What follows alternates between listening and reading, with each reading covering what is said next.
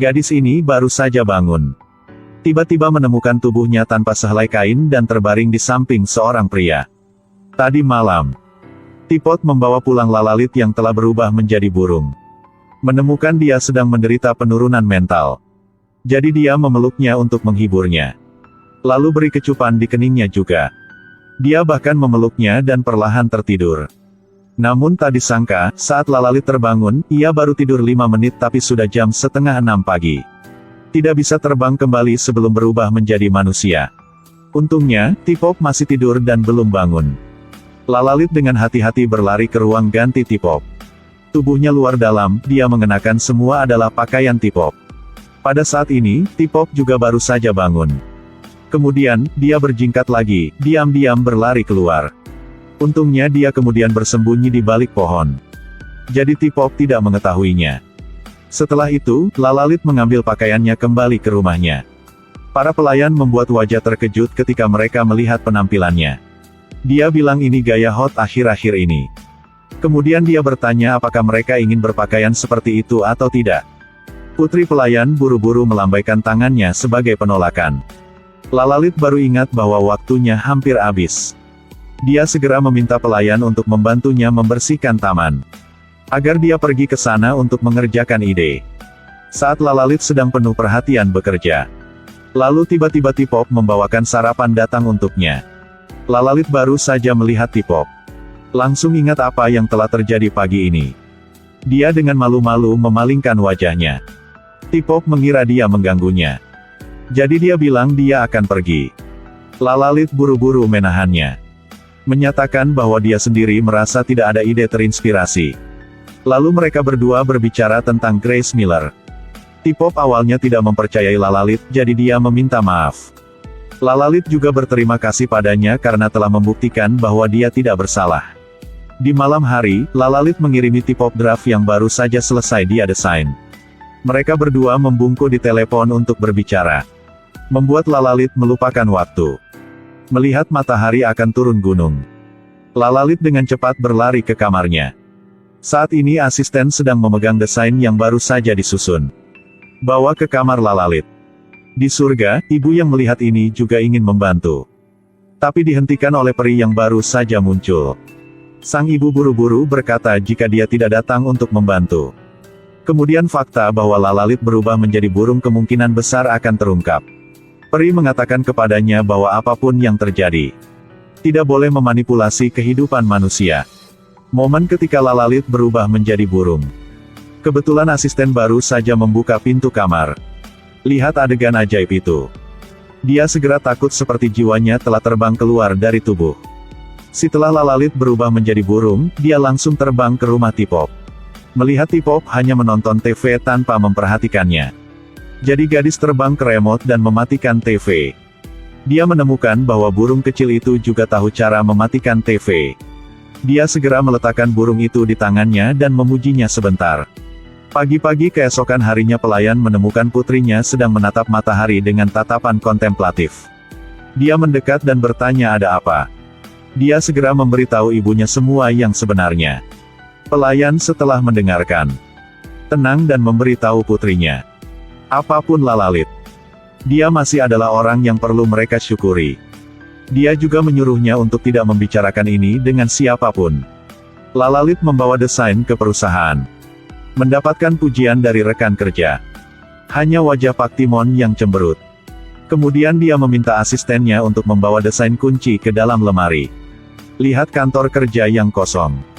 Lalalit segera berkata bahwa dia ingin mendekorasi. Namun, hanya memikirkan fakta bahwa dia bisa selamanya berubah menjadi burung. Dia langsung merasa sedikit sedih. Asistennya melihat ekspresinya yang cemberut. Dia segera ingin mengatakan bahwa dia telah mengetahui Lalalit telah menjadi seekor burung. Ketika kata telah sampai ke mulut, tiba-tiba Teapot masuk ke dalam kamar. Menyela percakapan asisten ini. Lalu Lalalit ingin Teapot membawanya ke tempat yang belum pernah dia kunjungi sebelumnya. Teapot sejenak teringat suatu tempat. Teapot menyeret Lalalit dan pergi keluar. Tapi adegan ini kebetulan dilihat oleh Pak Timon. Sore itu ketika mereka berdua kembali ke kantor. Tapi dia menemukan desainnya sudah hilang. Dia langsung memikirkan Pak Timon. Dia dengan marah menyerbu ke kantor Pak Timon. Tapi Pak Timon tidak mengakui bahwa dia mengambil itu. Jadi kedua saudara perempuan itu berdebat dengan keras di tempat. Dia juga mengangkat hal-hal kecil lainnya dari masa lalu untuk dibicarakan. T-Pop benar-benar tidak bisa mendengar lagi, jadi segera menghentikan mereka. Pak Timon curiga bahwa Lalalit berkolusi dengan Jadecaren untuk mencuri desainnya. Tapi Lalalit segera menyatakan bahwa dia pasti akan menemukan kebenarannya. Buktikan bahwa dia dan Jadecaren tidak melakukan kesalahan apapun. Dia baru saja membuka pintu. Dia segera melihat orang yang dia cintai. Hanya membungkus sebuah handuk dan memeluk pria lain. Ternyata Lalalit karena untuk menemukan desainnya yang dicuri. Jadi dia pergi ke kantor Jadecaren sendirian. Minta untuk bertemu dengan desainer perusahaan Jadecaren. Ketika desainer melangkah masuk, Lalalit melirik desain di tangannya. Mengetahui bahwa itu adalah desain yang dia buat. Sang desainer, setelah melihat Lalalit, menyembunyikan desainnya di belakang punggungnya. Dia menemukan alasan bahwa dia sibuk untuk meminta izin untuk pergi. Jadecaren menyuruh orang ini untuk menyelesaikan desainnya dan menunjukkannya kepadanya.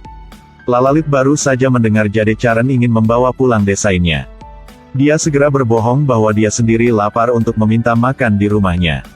Begitu Jadecaren mendengarnya, dia langsung mengangguk setuju. Baru sampai di rumah Jadecaren, Lalalit membuat alasan untuk meminta Jadecaren membantunya pergi berbelanja. Tapi tidak menyangka Jadecaren juga membawa seluruh desain dan pergi. Melihat matahari akan terbenam, dia segera membungkus tubuhnya dengan handuk. Sembunyikan pakaiannya di lemari. Lalu matikan telepon. Ketika Jadecaren pulang dari berbelanja, dia juga telah berubah menjadi burung. Jadecaren, setelah melihat sekeliling, menemukan bahwa Lalalit telah menghilang. Berpikir bahwa dia pergi keluar untuk melakukan sesuatu. Tapi dia menunggu lama tapi Lalalit masih belum kembali. Jadi dia langsung membawa desainnya ke kamar tidur. Lalalit melihat itu dan segera berlari ke dalam. Lalu saat Jadecaren sedang tertidur lelap, dia membuka desainnya. Menemukan bahwa desain itu benar miliknya. Setelah dia memastikan itu adalah desainnya, langsung siap terbang kembali. Tapi dia menemukan semua pintu telah tertutup. Benar-benar tidak bisa keluar. Bayangkan dirinya akan berubah menjadi burung di pagi hari dan semuanya akan terungkap. Dia tidak punya pilihan selain bersembunyi di bawah tempat tidur. Di sisi ini setelah Lalalit datang menemui Jadecaren, T-Pop segera merasa sangat tidak nyaman. Tidak peduli bagaimana dia memanggil, tidak ada yang menjawab. Dia cemas seperti sedang duduk di atas api. Pagi-pagi keesokan harinya, dia bergegas ke rumah Lalalis. Tapi dia menerima informasi bahwa dia tidak pulang semalaman. Dan Lalalit di sisi ini, sementara Jadecaren masih tidur. Dia menyelinap keluar dari ruang tamu. Dia menelepon asistennya. Katakan padanya di mana dia sedang berada.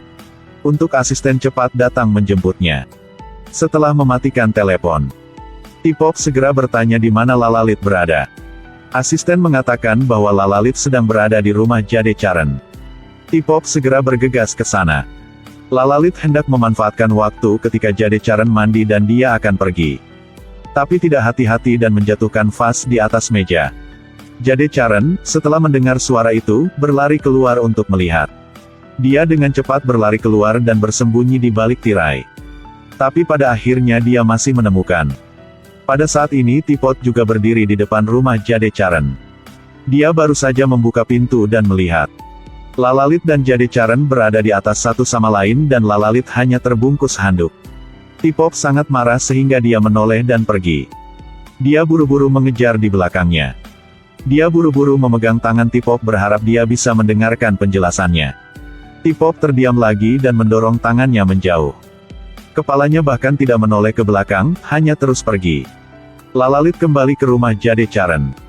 Dia mengkritiknya karena mencuri desainnya. Dia bilang dia tidak mencuri desainnya sama sekali. Kemudian mereka berdua berdebat dengan sengit. Dia masih mengenakan handuknya dan memegang pakaiannya pergi dengan marah. T-Pop sedang duduk sendirian di halaman. Mengingat setiap kali Lalalit bersama Jadecaren.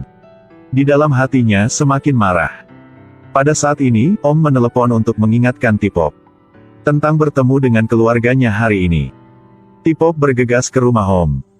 Orang tua Om juga tidak banyak bicara. Terus terang mengajukan pertanyaan tepat di depan T-Pop. Apa perasaanmu untuk Om?